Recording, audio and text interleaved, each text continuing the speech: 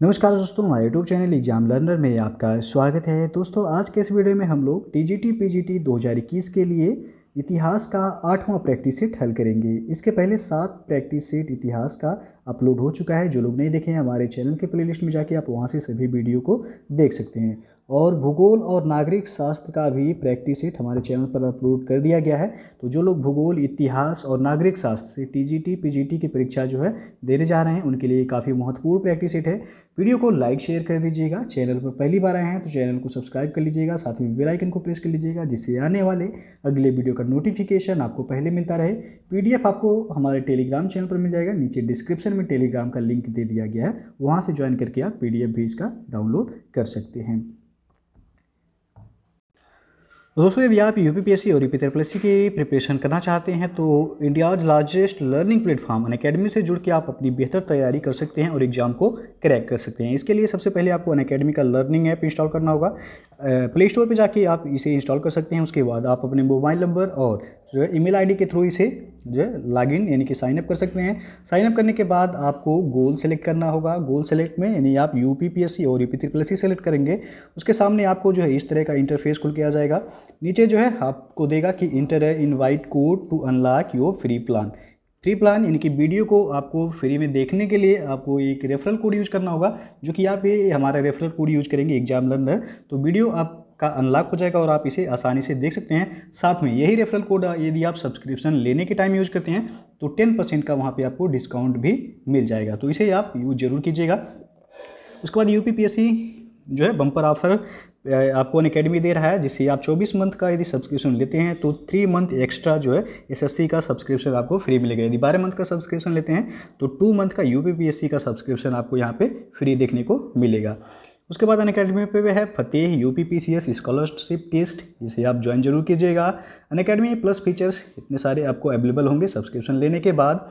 उसके बाद जो है बैच कोर्सेस अवेलेबल हैं अनअकैडमी पे। UPPSC mains optional, political science, sociology, Hindi, history, ये आप ज्वाइन कर सकते हैं। सारथी है यूपीपीएससी प्रीलिम्स 2021 बैच कोर्स, ये 26 जुलाई से शुरू हो चुका है।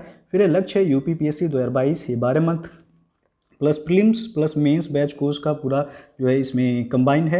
ये आपका 28 जुलाई से शुरू हो गया है। साथ में UPPSC upper subordinate, lower PCS, RO, UPSI, UPPSC PET, लेखपाल, बीईओ और ऑप्शनल कोर्स के बैच यदि आप ज्वाइन करना चाहते हैं आप तो अनअकैडमी पे जो है जुड़ सकते हैं। और अनअकैडमी में बहुत जल्दी ही प्राइस हाइक होने वाला है, तो आप जल्दी से जल्दी सब्सक्रिप्शन जो है ले सकते हैं। आपको अभी करेंट रेट का जो है सब्सक्रिप्शन देखने को मिलेगा। उसके बाद आप देख सकते हैं यहाँ पे जो रेट है, यहाँ आप देख सकते हैं सब्सक्रिप्शन ले सकते हैं अपने प्लान के अनुसार। तो जो है और अनअकैडमी को जो है आप टेलीग्राम पे भी ज्वाइन कर सकते हैं। तो आज का जो पहला क्वेश्चन है आपका, मुस्लिम साम्राज्य गोलकुंडा किस प्राचीन हिंदू साम्राज्य के खंडहरों पर निर्मित हुआ है? तो यहाँ पे जो सही होगा सी ऑप्शन, वारंगल।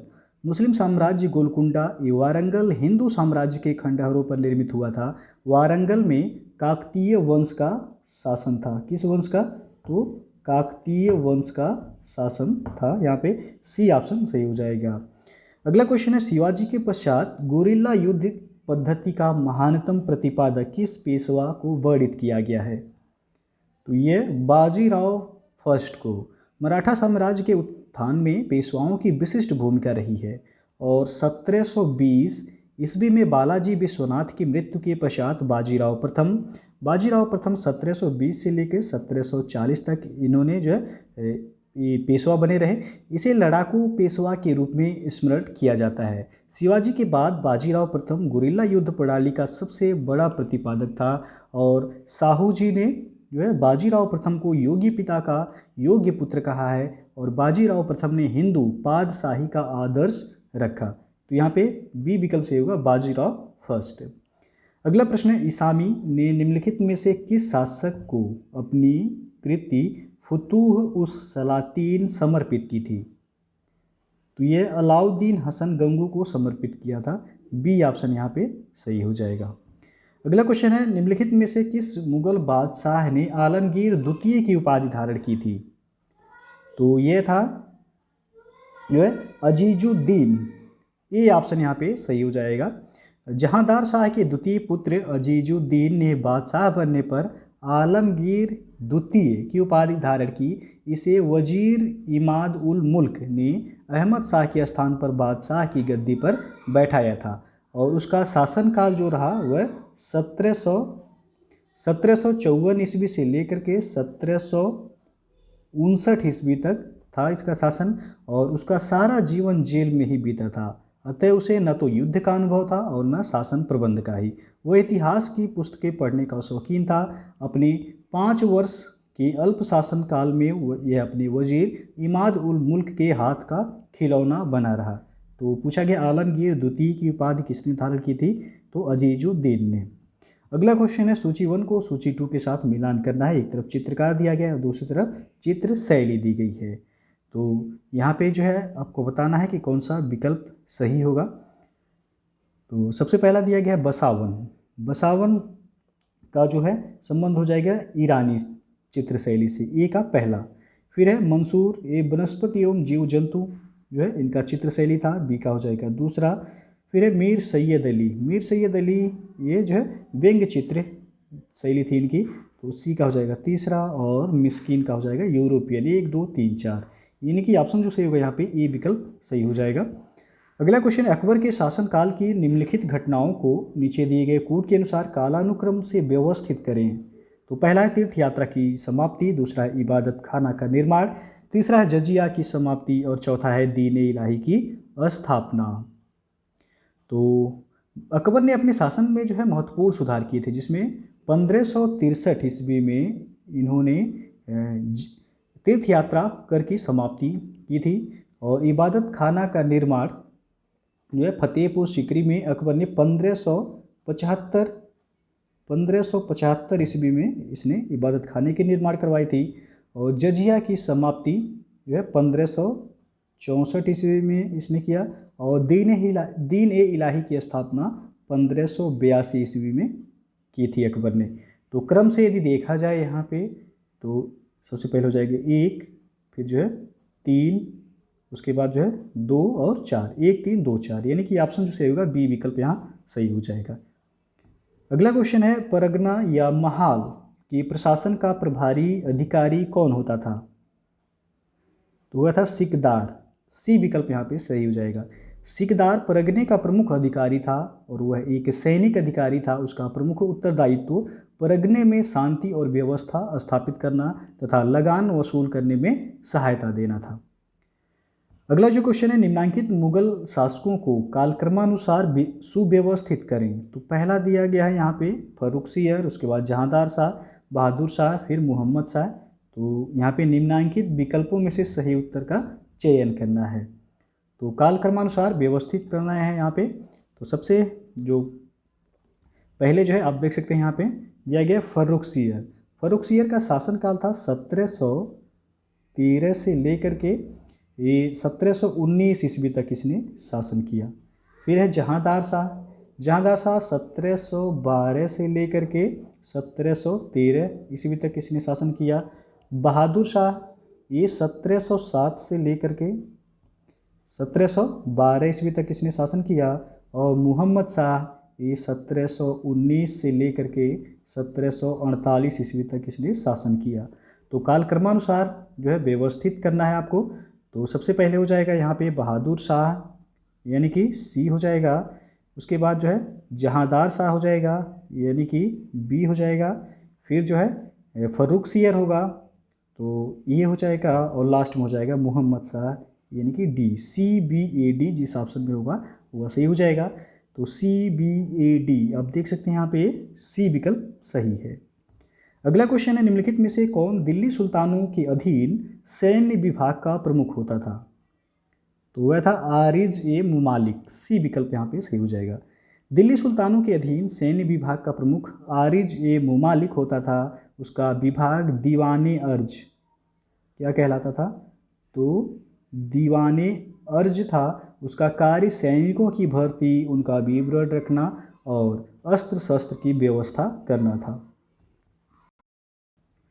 अगला क्वेश्चन है आपका, निम्नलिखित में से उस स्थान की पहचान कीजिए जहां सुल्तान अलाउद्दीन खिलजी ने स्वयं को सुल्तान घोषित किया अथवा सिंहासन पर स्वयं को आसीन किया था। तो वह था कड़ा। डी ऑप्शन यहाँ पे सही हो जाएगा, यूपी में है। 1296 ईस्वी में जो है इसने देवगिरी पर आक्रमण किया और वहाँ से अतुल संपत्ति लूट कर लाया। उसने जलालुद्दीन को मानिकपुर बुलाकर धोखे से कत्ल कर दिया और इस कार्य में उसने अपने भाई अलमास बेग से बहुत सहायता मिली, क्योंकि सुल्तान को धोखा देने में उसका प्रमुख योगदान रहा है।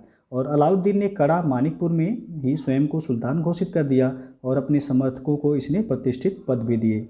इसने जो शासन किया 1296 से 1316 ईस्वी तक। तो यहाँ पे डी विकल्प सही हो जाएगा। अगला क्वेश्चन है, फरमान किसके द्वारा जारी किया जा सकता था? तो यह राजाओं के द्वारा जारी किया जा सकता था। सी विकल्प यहाँ पे सही हो जाएगा। अगला क्वेश्चन है, फतवा ए आलमगीरी के नाम से इस्लामिक कानूनों का पूर्ण रूप से वर्णन मध्यकालीन भारत के निम्नलिखित में से किस शासक की आज्ञा से लिपिबद्ध किया गया? तो वह था औरंगजेब। डी ऑप्शन यहाँ पे सही हो जाएगा। फतवा ए आलमगीरी ये मुगल बादशाह औरंगजेब के शासनकाल में विधिवेत्ताओं के एक दल द्वारा तैयार की गई थी। यह कृति मुस्लिम कानूनों का अत्यंत प्रमाणिक एवं विस्तृत सार संग्रह माना जाता है। अगला जो प्रश्न है, प्राचीन भारत में विज्ञापन का सर्वप्रथम उदाहरण कौन सा था? तो वह था मंदसौर अभिलेख। ये विकल्प यहाँ पे सही हो जाएगा। मालवा नरेश यशोवर्मन के शासनकाल की उपलब्धियों का वर्णन मंदसौर अभिलेख से में जो है मिलता है। इसी अभिलेख में सर्वप्रथम प्राचीन भारत के विज्ञापन का उदाहरण भी मिला है। और अगला जो प्रश्न है, यहाँ सूची 1 को सूची 2 के साथ मिलान करना है। एक तरफ जनपद दिया गया है, दूसरी तरफ उनकी राजधानी दी गई है। तो कूट के माध्यम से बताना है कि कौन सा ऑप्शन यहाँ सही होगा। तो चलिए जो है देखते हैं अस्मक। तो अस्मक की जो राजधानी थी, ये अस्मक जो आपको बता दें गोदावरी नदी के तट पर जो है अस्मक महाजनपद स्थित था। ये आंध्र प्रदेश में है। तो इसकी राजधानी पोतन अथवा पोटिल थी। तो ये क्या हो जाएगा? पहला। फिर है मूलक। मूलक की राजधानी थी प्रतिष्ठान। तो बी का हो जाएगा दूसरा। कलिंग की राजधानी थी तोसली। सी का हो जाएगा तीसरा। और अवंती का राजधानी था उज्जैनी। डी का हो जाएगा चौथा। 1 2 3 4 यानी कि ये ऑप्शन यहाँ पे सही हो जाएगा। अगला जो प्रश्न है, यहाँ भी सूची 1 को सूची 2 के साथ मिलान करना। एक तरफ राजवंश है, दूसरी तरफ सत्ता केंद्र दिया गया है। तो सबसे पहला है चालुक्य राजवंश। इसकी जो सत्ता केंद्र यानी कि राजधानी था कल्याणी था। ये का हो जाएगा पांचवा। फिर है परमार। परमार का राजधानी या सत्ता केंद्र जो था वह था धारा। बी का हो जाएगा दूसरा। फिर है चालुक्य। तो चालुक्य का था अनिल पाटन यानी कि सी का हो जाएगा तीसरा। और डी है प्रतिहार। इनका है जो है कान्यकुब्ज यानी कि डी का चौथा। 5 2 3 4 5 2 3 4 आप देख सकते हैं कि डी विकल्प यहाँ पे सही हो जाएगा। तैलप द्वितीय ने कल्याणी के चालुक्य वंश की नींव डाली थी और परमार वंश के प्रसिद्ध राजा भोज ने राजधानी उज्जैन से धारा स्थानांतरित किया था।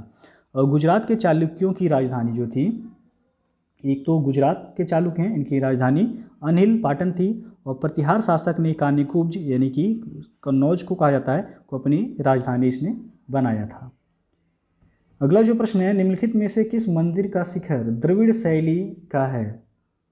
तो वह था ग्वालियर का तेली का मंदिर। डी ऑप्शन यहाँ पे सही हो जाएगा। अगला क्वेश्चन है, निम्नलिखित में से कौन गलत सुमेलित है? एक तरफ लेखक है, दूसरी तरफ पुस्तक का शीर्षक। तो कौन सा गलत सुमेलित है ये बताना है। तो यहाँ पे आप डी ऑप्शन देख सकते हैं। टीबी महालिंगम पुस्तक का शीर्षक दिया गया है द पांड्यन किंगडम, जो कि गलत है। टीबी महालिंगम की पुस्तक पल्लवों के उदय के विषय में है, ना कि पांड्यों के बारे में। जबकि द पांड्यन किंगडम के जो है के नीलकंठ शास्त्री की किताब है। किसका? तो ये के नीलकंठ शास्त्री का ये किताब है। तो डी ऑप्शन आपका सुमेलित नहीं है, बाकी सभी यहाँ पे सुमेलित हैं। S K Maity the economic life in the northern India in the Gupta period, इनके द्वारा लिखा गया है। R K Mukherjee history of Indian civilization, उसके बाद R C Majumdar Hindu colonies in the far east, ये सभी सुमेलित हैं। अगला क्वेश्चन है, भारत के निम्नलिखित में से कौन से शासक शिव भक्त थे? पहला है हर्षवर्धन, उसके बाद भोज परमार, फिर है गोविंद चंद्र गढ़वाल, फिर है चंद्रगुप्त द्वितीय। तो सही विकल्प का चयन कीजिए।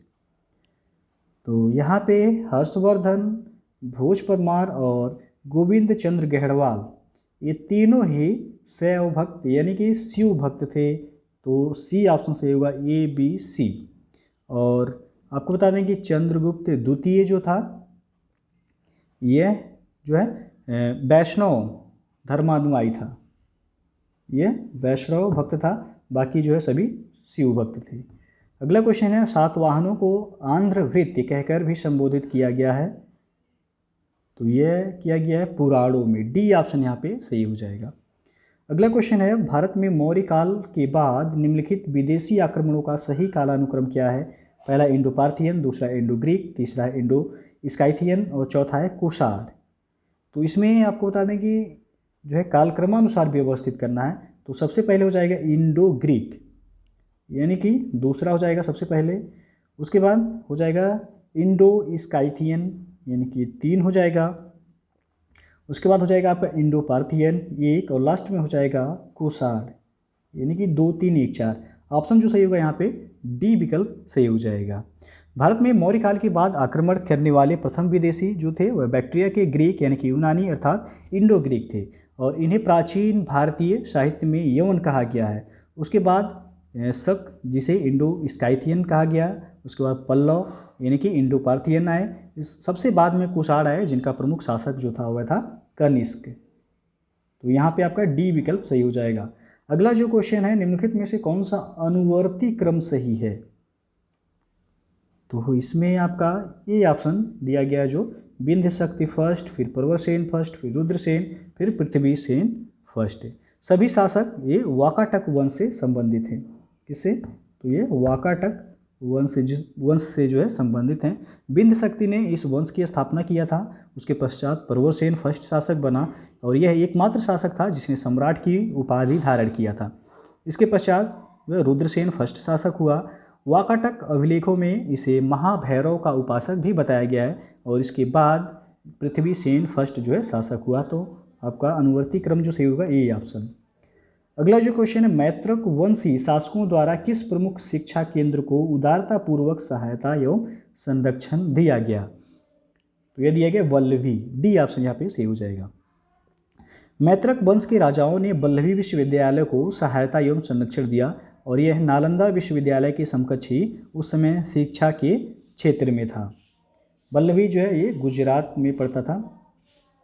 अगला जो क्वेश्चन है, अब निम्नलिखित में से किस शासक के दरबार में तक्षशिला के यूनानी शासक एंटियालकिट्स का राजदूत हेलियोडोरस आया था?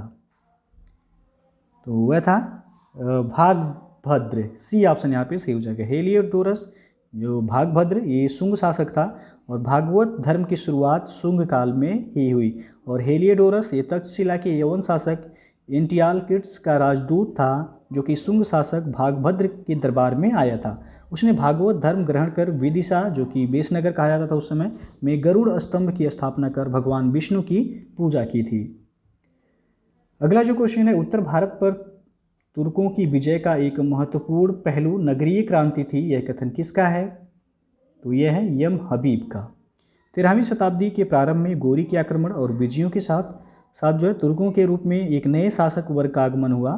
तुर्कों की इन विजयों का परिणाम केवल राजसत्ता का परिवर्तन मात्र नहीं था बल्कि 2 विकसित सामाजिक व्यवस्थाओं के टकराव एवं संघर्ष से नए सामाजिक और आर्थिक क्षेत्र में व्यापक परिवर्तन भी हुआ। मोहम्मद हबीब ने इन परिवर्तनों को एक शहरी क्रांति की संज्ञा दी है। तो यहाँ पे ए ऑप्शन सही हो जाएगा, यम हबीब यानी कि मोहम्मद हबीब। अगला क्वेश्चन है, यहाँ पे सूची 1 को सूची 2 के साथ मिलान करना है। एक तरफ राज्य दिया गया है, दूसरी तरफ मंदिर दी गई है। तो चोल राज्य जो है मंदिर आपको बताना है, तो ये जाएगा बृहदेश्वर यानी कि ये का पहला। फिर है पांड्य, तो ये हो जाएगा महाबलीपुरम दूसरा। फिर है गुप्त, ये हो जाएगा भीतरगांव, सी का चौथा। और विजयनगर, तो ये हो जाएगा हम्पी, डी का तीसरा। 1 2 4 3 1 2 4 3 आप देख सकते हैं, ये ऑप्शन यहाँ सही हो जाएगा। अगला जो क्वेश्चन है, चोलों के अंतर्गत टट्टोली कर अदा करते थे, तो ये सुनार के द्वारा अदा किया जाता था टट्टोली कर। सी ऑप्शन यहाँ सही हो जाएगा।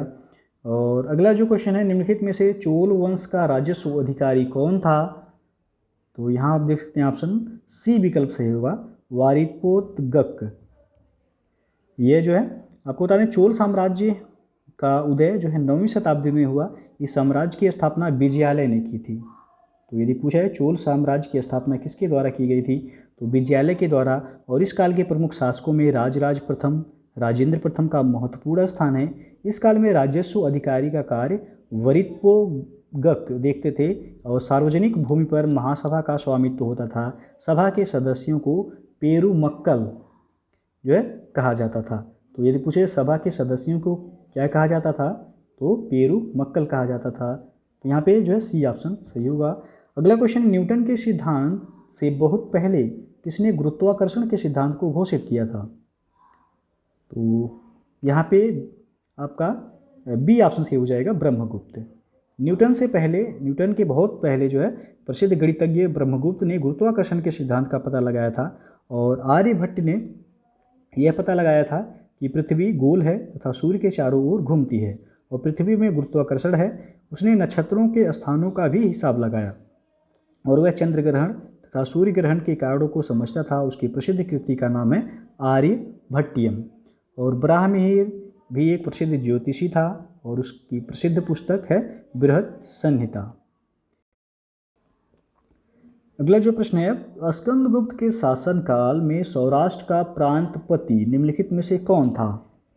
तो वह था पर्णदत्त। बी ऑप्शन यहाँ पे सही हो जाएगा। स्कंदगुप्त एक योग्य संचालक के साथ ही एक कुशल प्रशासक भी था।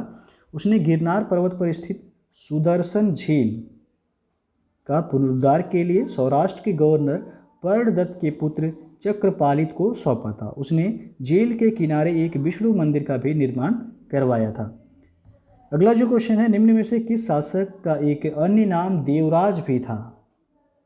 तो वह था चंद्रगुप्त द्वितीय विक्रमादित्य। सी ऑप्शन यहाँ पे सही हो जाएगा।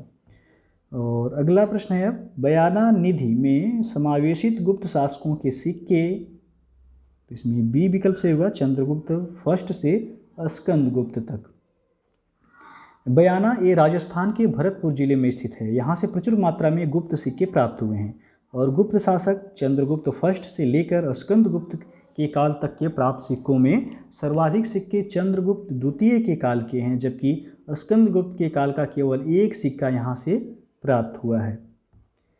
और अगला प्रश्न है, भारत में सर्वप्रथम किस वंश के शासकों द्वारा द्विभाषी एवं द्विलिपीय सिक्कों का प्रचलन किया गया? तो ये हिंद यूनानी के द्वारा। ए ऑप्शन यहाँ पे सही हो जाएगा। और अगला प्रश्न है, अब किस स्थान से कपिलवस्तु महाविहारे अंकित सील प्राप्त हुई है? तो यह प्राप्त हुआ है पिपरावा से। ए ऑप्शन सही हो जाएगा यहाँ पे। कपिलवस्तु महाविहारे अंकित सील ये पिपरावा से प्राप्त हुई है। और अगला प्रश्न है, बुद्ध धम्म एवं संघ के प्रति अशोक की प्रगाढ़ आस्था का उल्लेख निम्नलिखित में से किस अभिलेख में है? तो यह भाब्रू लघु शिलालेख। सी विकल्प यहाँ पे सही हो जाएगा। बुद्ध धम्म एवं संघ के प्रति अशोक के प्रगाढ़ आस्था का उल्लेख भाब्रू लघु शिलालेख से प्राप्त होता है और अशोक के दूसरे तीसरे अभिलेख से उसके बौद्ध धर्म के प्रति प्रगाढ़ आस्था को दर्शाता है और 12वें शिलालेख में धार्मिक सहिष्णुता के बारे में उल्लेख है। अगला क्वेश्चन है, कौटिल्य के अनुसार कंटक शोधन थी? तो यह था फौजदारी न्यायालय। बी ऑप्शन यहाँ पे सही हो जाएगा। कौटिल्य के द्वारा लिखा गया अर्थशास्त्र, इसमें वर्णित कंटक शोधन वर्तमान समय में फौजदारी अदालतों की भांति व्यवहार करती थी और अर्थशास्त्र के अनुसार राज्य तथा नागरिकों के मध्य होने वाले विवाद का निर्णय करने वाले न्यायालय वह कंटक शोधन कहलाते थे। अगला क्वेश्चन, अर्थशास्त्र कितने अधिकरणों में विभक्त है? तो यह 15 अभिकरणों में विभक्त है और इसमें 180 प्रकरण है। यदि पूछा जाए अर्थशास्त्र में कुल कितने प्रकरण है, तो 180 प्रकरण है और इसकी रचना चाणक्य ने की थी और इन्हें कौटिल्य तथा विष्णुगुप्त के नाम से भी जाना जाता है। चाणक्य को कौटिल्य और विष्णुगुप्त के नाम से भी जाना जाता है। तो यहाँ पूछा गया अर्थशास्त्र कितने अधिकरणों में विभक्त है, तो 15 अधिकरणों में विभक्त है। तो कितने प्रकरण है, तो 180 प्रकरण है। अगला क्वेश्चन है, सत्य के अनेकांत का सिद्धांत किसका विशिष्ट लक्षण है? तो यह जैन धर्म का। सी विकल्प यहाँ पे सही हो जाएगा। अगला क्वेश्चन है, नवधा भक्ति की संकल्पना किस धर्म का एक महत्वपूर्ण संस्कार है? तो ये है वैष्णव धर्म का, बी ऑप्शन यहाँ पे सही हो जाएगा। और बुद्ध के समकालीन धार्मिक संप्रदायों का उल्लेख किस बौद्ध साहित्य में प्राप्त होता है? तो ये ब्रह्मजाल सूत्र में प्राप्त होता है, डी ऑप्शन सही हो जाएगा। ब्रह्मजाल सूत्र में महात्मा बुद्ध के समकालीन 62 दार्शनिक मतों अथवा धार्मिक संप्रदायों का उल्लेख प्राप्त होता है। और अगला जो क्वेश्चन है, निम्नलिखित में से किन पुराणों में बुद्ध को विष्णु के अवतारों की सूची में सम्मिलित किया गया है? पहला है अग्नि, दूसरा है भागवत, तीसरा मत्स्य, चौथा है वायु। तो सही विकल्प का चयन कीजिए। तो इसमें आपका जो है अग्नि, भागवत और मत्स्य होगा, वायु नहीं होगा, तो सी विकल्प सही होगा, A B C. Gautam Buddha को जो है हिंदुओं के वैष्णव संप्रदाय में भगवान विष्णु का अवतार माना जाता है और धर्म में वर्णित 10 अवतार में वर्तमान में 9वां अवतार बुद्ध को माना जाता है। भविष्य में अंतिम जो है कल्कि अवतार होगा और बुद्ध का उल्लेख सभी जो है प्रमुख पुराणों तथा सभी महत्वपूर्ण हिंदू ग्रंथों में हुआ है। अनेक पुराणों में जो है बुद्ध को विष्णु अवतार में माना गया है, जैसे कि अग्नि पुराण हो गया, भागवत पुराण हो गया, मत्स्य हो गया, गरुड़ पुराण, विष्णु पुराण, नारदीय पुराण, जबकि वायु पुराण इसमें नहीं है। तो आपका ए बी सी केवल सही होगा, सी ऑप्शन। अगला क्वेश्चन है, निम्नांकित में से कौन सा राज्य 16 महाजनपदों में शामिल नहीं था? तो यहाँ पे आपका बी ऑप्शन सही होगा, कलिंग। बौद्ध ग्रंथ के अंगुत्तर निकाय से प्राचीन भारत के 16 महाजनपदों का विवरण प्राप्त होता है और इन महाजनपदों में अंग था मगध, काशी, कोसल, वत्स, अवंती, अस्मक, सूरसेन। और आपको बता दें कि 16 महाजनपदों में कलिंग जो है ये शामिल नहीं था। आगे मगध के नेतृत्व में सभी महाजनपदों का वह एकीकरण हो गया था। अगला जो क्वेश्चन है, निम्नलिखित में कौन उपनिषद गद्य में लिखा गया है? तो यहाँ पे आपका सी ऑप्शन सही होगा, बृहदारण्यक। भारतीय दर्शन का मुख्य आधार तथा वैदिक साहित्य का अंतिम वर्ग उपनिषद है और इन्हें वेदांत भी कहा जाता है। क्या कहा जाता है? तो वेदांत भी कहा जाता है। और वैदिक उपनिषदों की संख्या कुल 13 है। इनमें से 2 ऐत्रेय तथा कौशितकीय का संबंध ऋग्वेद से है, 2 छांदोग्य तथा केन का संबंध सामवेद से है, 4 तैत्रीय हो गया, कठ, श्वेताश्वर तथा मैत्रायणी का संबंध कृष्ण यजुर्वेद से है और 2 बृहदारण्यक तथा ईश का संबंध शुक्ल यजुर्वेद से है। तो यहाँ पे पूछा गया है कि कौन सा उपनिषद गद्य में लिखा गया है? तो वह है बृहदारण्यक। अगला जो क्वेश्चन है, जनक और याज्ञवल्क्य कथानक कहाँ मिलता है? तो यह मिलता है बृहदारण्यक उपनिषद में, सी विकल्प आपका सही होगा। यहाँ पे ऋग्वेद के किस मंडल में शूद्र शब्द का उल्लेख हुआ है? तो यह हुआ है 10वें मंडल में। ऋग्वेद के 10वें मंडल के पुरुष सूक्त में वर्ण व्यवस्था का सर्वप्रथम उल्लेख मिलता है, जिसके अनुसार विराट पुरुष के मुख से ब्राह्मण, भुजाओं से जो है राजन्य, जंघों से वैश्य एवं पैर से शूद्र की उत्पत्ति स्पष्ट की गई है। तो यहाँ पे जो है आपका शूद्र शब्द का उल्लेख सर्वप्रथम पुरुष सूक्त में ही हुई है। और पूछा गया है ऋग्वेद के किस मंडल में शूद्र शब्द का उल्लेख है? तो 10वें मंडल, डी ऑप्शन सही हो जाएगा। अगला जो क्वेश्चन है आपका कि नीचे 2 कथन दिए गए हैं, एक को अभिकथनीय कहा गया है और दूसरे को कारण आर कहा गया। अभिकथन ये है कि अब इस संबंध में काफ़ी कम संदेह है कि सिंधु घाटी सभ्यता के कतिपय पहलू द्वितीय और प्रथम सहस्त्राब्दी की संस्कृतियों में मिलते हैं। और कारण आर है कि सिंधु घाटी सभ्यता और वैदिक संस्कृति के बीच प्रारंभिक हैती सभ्यता के अस्तित्व को अब नहीं माना जाता है। तो उपयुक्त 2 कथनों के संदर्भ में क्या सही है? तो यहाँ पे बी ऑप्शन सही होगा कि ए और आर दोनों सही है, परंतु ए की सही व्याख्या आर नहीं है। अगला क्वेश्चन है, भारतीय उपमहाद्वीप के किस भाग में हड़प्पा संस्कृति का उदय हुआ? तो यह हुआ था उत्तरी पश्चिमी, सी ऑप्शन यहाँ पे सही हो जाएगा। और अगला प्रश्न है, किस स्थान से प्रसिद्ध पुरोहित आकृति प्राप्त हुई है? तो यह मोहनजोदड़ो से प्राप्त हुआ है, डी ऑप्शन सही हो जाएगा। मोहनजोदड़ो को मृतकों का टीला भी कहा जाता है। अगला क्वेश्चन है, मोहनजोदड़ो में विशाल स्नानागार परिसर के तालाब में सीढ़ियाँ थीं। पहला है उत्तरी पार्श्व में, दूसरा दक्षिणी पार्श्व में, तीसरा है पूर्वी पार्श्व में, चौथा पश्चिमी पार्श्व में। तो निम्न कूट से सही उत्तर का चयन कीजिए। तो यहाँ पे बी ऑप्शन सही हो जाएगा, 1 और 2, उत्तरी पार्श्व और दक्षिणी पार्श्व में। अगला जो क्वेश्चन है, निम्नलिखित में से कौन सा कथन सही है? तो यहाँ पे आपका ए ऑप्शन सही है कि कालीबंगा से जुते हुए खेतों के अवशेष मिले हुए हैं। कालीबंगा का अर्थ होता है काले रंग की चूड़ियाँ। ये जो है राजस्थान के गंगानगर जिले में स्थित इस नगर की खोज सन 1951 में अमलानंद घोष ने की थी। अगला प्रश्न है, निम्नलिखित हड़प्पा शहरों का उत्तर से दक्षिण की ओर सही भौगोलिक क्रम क्या है? पहला दिया गया है हड़प्पा, तो उसके बाद है मोहनजोदड़ो, फिर कालीबंगा, फिर लोथल। तो हड़प्पा शहरों का उत्तर से दक्षिण की ओर सही भौगोलिक क्रम देखा जाए, हड़प्पा एक पंजाब के मांटगोमरी जिले में है। उसके बाद कालीबंगा ये राजस्थान में पड़ता है, मोहनजोदड़ो ये सिंध के लरकाना जिले में है, लोथल जो है यह गुजरात में है। तो सही भौगोलिक क्रम देखा जाए आपका, तो सबसे पहले हो जाएगा हड़प्पा, फिर हो जाएगा कालीबंगा, फिर हो जाएगा आपका मोहनजोदड़ो और लास्ट में होगा लोथल। 1 3 2 4 यानी कि बी ऑप्शन यहाँ सही हो जाएगा। अगला क्वेश्चन है, निम्नलिखित में से किस शिलाश्रय से मानव समाधान के प्रमाण मिले हैं?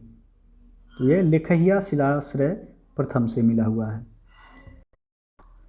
अगला क्वेश्चन है, अधोलिखित संस्कृतियों में कौन पाषाण युगीन संस्कृति नहीं है? तो पाषाण युगीन संस्कृत सोथी संस्कृत नहीं है, यहाँ बी ऑप्शन सही होगा। बाकी सोवन संस्कृत, मद्रासियन संस्कृत और विंध्यन संस्कृति का संबंध जो है पाषाण युगीन संस्कृति से है। अगला प्रश्न है, कहाँ पर सबसे ज़्यादा संख्या में ताम्र संचय मिला है? तो यह मिला है गुनगेरिया से, डी ऑप्शन सही हो जाएगा। सबसे ज़्यादा संख्या में ताम्र संचय ये गुनगेरिया कहाँ पड़ता है? तो आपका मध्य प्रदेश में है, यहाँ से प्राप्त हुआ है। इनमें 424 तांबे के औजार, 102 जो है चांदी के पतले पत्थर हैं, लेकिन इन ताम्र निधियों में से लगभग आधी गंगा यमुना दोआब में केंद्रित है और इन ताम्र निधियों का संबंध कभी कभी गैरिक मृदभांड से भी लगाया जाता है। तो पूछा गया है ये जो है कहाँ से मिला है? तो गुनगेरिया ये मध्य प्रदेश से। अगला क्वेश्चन है, लेखकों की सूची 1 को सूची 2 के साथ मिलान करना है और कोड के माध्यम से बताना है कौन सा विकल्प यहाँ सही होगा। तो सबसे पहला है डी कोशाम्बी, तो इनका संबंध हो जाएगा मिथ एंड रियलिटी से, तो ये का हो जाएगा दूसरा। फिर है आर.एस. शर्मा हो जाएगा इंडियन फ्यूडलिज्म से, तो बी का हो जाएगा पहला। और जी.सी. पांडे हो जाएगा foundation of Indian culture, C का चौथा। और फिर बचे रोमिला थापर हो जाएगा सोमनाथ द मेनी वाइसेंस ऑफ हिस्ट्री, डी का तीसरा। 2 1 4 3 यानी कि ऑप्शन जो सही होगा डी ऑप्शन यहाँ सही हो जाएगा। अगला क्वेश्चन है, सूची 1 को यहाँ भी सूची 2 के साथ मिलान करना है। एक तरफ नारीवादी दी गई है, दूसरी तरफ उनकी कृति दी गई है। तो सबसे पहला है मेरी वुलस्टोनक्राफ्ट, तो हो जाएगा vindication of the rights of women से, तो यहाँ पे ये का हो जाएगा दूसरा। फिर है ताराबाई शिंदे राइट्स ऑफ ताराबाई शिंदे, तो ताराबाई शिंदे का संबंध होगा स्त्री पुरुष तुलना से, बी का हो जाएगा पहला। फिर पंडिता रमाबाई, इनका संबंध हो जाएगा the high cast Hindu women से, सी का चौथा। और मिलिसेंट गैरेट फॉसेट का संबंध हो जाएगा वीमेन सफरेज मूवमेंट से, डी का तीसरा। 2 1 4 3, तो 2 1 4 3 आप देख सकते हैं बी ऑप्शन सही हो जाएगा यहाँ। अगला क्वेश्चन है, भारत में प्रथम औद्योगिक हड़ताल कब और कहाँ हुई? तो यह हुआ था 1885 ईस्वी में बम्बई कपड़ा मिल में। नेक्स्ट क्वेश्चन है, कांग्रेस ने अपनी कृषि नीति की घोषणा कहाँ की थी? तो फैजपुर में, सी ऑप्शन सही होगा। फैजपुर कहाँ है? तो बंगाल में। बंगाल में 1937 में आयोजित भारतीय राष्ट्रीय कांग्रेस के अधिवेशन में कांग्रेस द्वारा 13 सूत्रीय अस्थायी कृषि नीति की घोषणा की गई थी और यह पहला अवसर था जबकि कांग्रेस का अधिवेशन गांव में हुआ था। फैजपुर बंगाल के इस अधिवेशन की अध्यक्षता जवाहरलाल नेहरू ने किया था। अगला प्रश्न है, विधवा विवाह कानून किस वर्ष पारित हुआ था? तो यह 1856 ईस्वी में पारित हुआ, ये ऑप्शन सही हो जाएगा। ईश्वर चंद्र विद्यासागर के नेतृत्व में 19वीं सदी में महिलाओं के लिए अनेक सुधार अधिनियम बनाए गए। उन्हीं में से था 1856 में बना यह कानून, जिससे समाज में महिलाएं विधवा होने के बाद पुनर्विवाह कर सकती थीं। ईश्वर चंद्र विद्यासागर ने स्वयं भी विधवा से विवाह कर समाज में फैली कुरीतियों को जो है नकारने का संदेश दिया था। और अगला जो प्रश्न है, Abhinav Bharat the secret revolutionary society 1904 में निम्नलिखित किसके द्वारा आयोजित किया गया था? तो यह बी.डी. सावरकर के द्वारा आयोजित किया गया था। बी ऑप्शन सही हो जाएगा। विनायक दामोदर सावरकर इनका पूरा नाम था और गणेश सावरकर ने 1899 ईस्वी में नासिक में एक क्रांतिकारी गुप्त समाज मित्र मेला शुरू किया, जिसे 1904 में अभिनव भारत के नाम से बी.डी. सावरकर ने स्थापित किया। अरविंदो घोष ने योग साधना पर जो है मौलिक ग्रंथ लिखे हैं और जो है लाल बाल पाल की तिकड़ी में से एक थे बिपिन चंद्र पाल, जो कि राष्ट्रवादी नेता थे। रास बिहारी बोस ने युगांतर, इंडियन इंडिपेंडेंस लीग, इन संगठनों की जो है ये स्थापना किए थे। अगला जो क्वेश्चन है, 1857 में अंग्रेजों के विरुद्ध जिहाद का प्रचार किसने किया था? तो वह थे मौलवी अहमदुल्ला। ये ऑप्शन यहाँ पे सही हो जाएगा। ये जो है तमिलनाडु के अर्काट जिले के रहने वाले थे, लेकिन इन्होंने फैजाबाद से नेतृत्व किया था। फैजाबाद में आकर ये बस गए थे। तो यदि पूछा जाए मौलवी अहमदुल्ला ने 1857 की क्रांति में कहाँ से नेतृत्व किया था, तो फैजाबाद से इन्होंने नेतृत्व किया था और इन्होंने अंग्रेज़ों के विरुद्ध जिहाद का प्रचार किया था। अगला क्वेश्चन है, पाकिस्तान शब्द का पहली बार प्रयोग किया था किसने? तो वह थे चौधरी रहमत अली। ये विकल्प यहाँ पे सही हो जाएगा। चौधरी रहमत अली ने सबसे पहले पाकिस्तान शब्द का प्रयोग किया था और पाकिस्तान शब्द का प्रयोग लंदन में कैम्ब्रिज विश्वविद्यालय के एक विद्यार्थी थे चौधरी रहमत अली और उसके 3 साथियों ने जनवरी 1933 में प्रकाशित एक छोटे पैम्पलेट अब या फिर कभी नहीं में किया था। तो यहाँ पे ये ऑप्शन सही हो जाएगा। और अंतिम जो प्रश्न है, जवाहरलाल नेहरू को कहा गया है, तो इनको समाजवादी कहा गया। बी ऑप्शन सही हो जाएगा। जवाहरलाल नेहरू को समाजवादी कहा गया। ये प्रारंभ से ही आधुनिक एवं प्रगतिशील विचारधारा वाले व्यक्ति थे। 1936 में नेहरू ने लिखा था कि मैं इस बात से आश्वस्त करता हूँ कि विश्व और भारत की समस्याओं का अंतिम समाधान ही क्या है? समाजवाद है। तो बी ऑप्शन यहाँ पे सही हो जाएगा। तो दोस्तों, ये था आपका इतिहास का 8वां प्रैक्टिस सेट। इसके पहले जो है 7 प्रैक्टिस सेट अपलोड कर दिए गए हैं। जो लोग नहीं देखे हैं, चैनल के प्लेलिस्ट में जाके आप वहाँ से देख सकते हैं। तो वीडियो यदि पसंद आया हो तो लाइक शेयर कर दीजिएगा। चैनल को सब्सक्राइब नहीं किए हैं तो चैनल को सब्सक्राइब कर लीजिएगा। साथ में बेल आइकन को प्रेस कर लीजिएगा, जिससे आने वाले अगले वीडियो का नोटिफिकेशन आपको पहले मिलता रहे। तो वीडियो को पूरा देखने के लिए बहुत बहुत धन्यवाद।